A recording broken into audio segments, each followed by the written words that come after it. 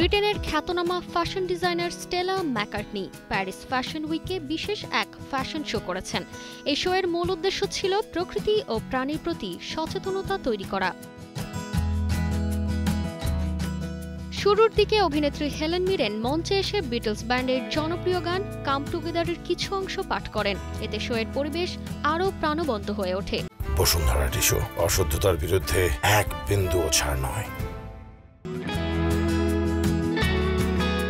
Centre পম্পিদুতে হওয়া এই শোতে ম্যাকার্টনির নতুন সংগ্রহের ৯৮% পোশাকই ছিল পরিবেশ বান্ধব এবং শতভাগ পশু নির্যাতনবিহীন।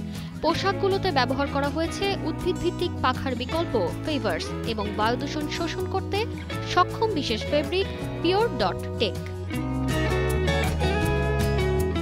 স্টেলা ম্যাকার্টনির ভাষায় এটি শুধু ফ্যাশন নয়, বরং একটি ইশতেহার, যেখানে মানুষ, প্রাণী ও প্রকৃতিকে একসঙ্গে রক্ষার আহ্বান জানানো হয়েছে। তার মতে, হেলেন মিরেনের অংশগ্রহণ এই বার্তাকে আরও বিস্তৃতভাবে ছড়িয়ে দিয়েছে। তারতিবা ফারুহী, কালের কণ্ঠ।